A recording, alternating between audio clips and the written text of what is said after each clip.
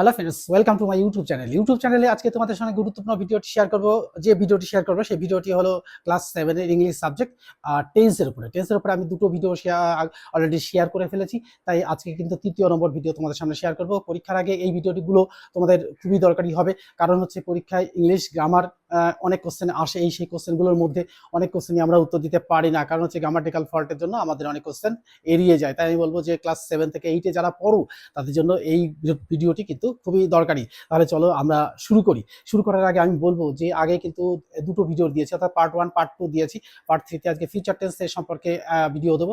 এই future tense সম্পর্কে video দেওয়ার আগে আমি তোমাদের বলবো যে এই ফিউচার টেন্সের 4টি ভাগ, অর্থাৎ ভবিষ্যৎকালে কোনো কাজ হবে এরকম বোঝালেই কিন্তু সেটা ফিউচার টেন্স হবে। কিন্তু তার মধ্যে 4টি ভাগ।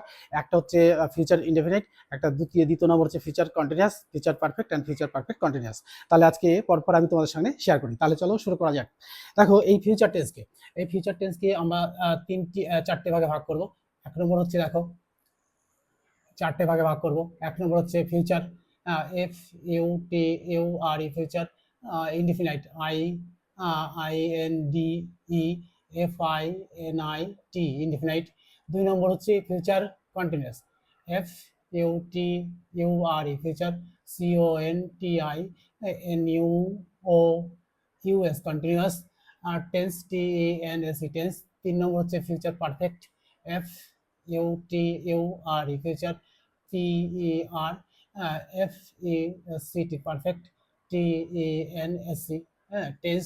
চার নম্বর হচ্ছে future perfect continuous, F U T U R E, future perfect. P E R F E C T, perfect. T E N perfect continuous tense. C O N T I C O N T I N U O U S, continuous.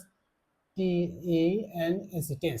এই দেখো, চারটে পার্টের মধ্যেই আলোচনা করব, অর্থাৎ ভবিষ্যৎকালে কোনো কাজ হবে এমন বোঝালে কিন্তু ফিউচার টেন্স হবে। এই ফিউচার টেন্সকে কিন্তু আমরা চারটে ভাগে ভাগ করতে পারি।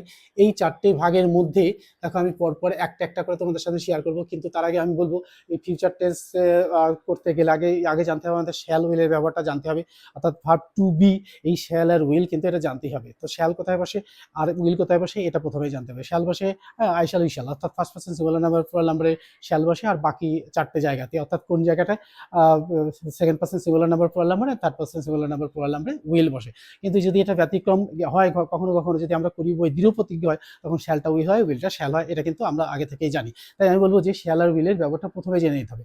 দেখো, এক নম্বর উদাহরণে আমি এখানে ফিউচার ইনডিফিনিট আলোচনা করছি। দেখুন, এক নম্বর উদাহরণ হিসাবে আমি এক্সাম্পল 1 হিসাবে আলোচনা করছি যে আমরা বিদ্যালয়ে যাব।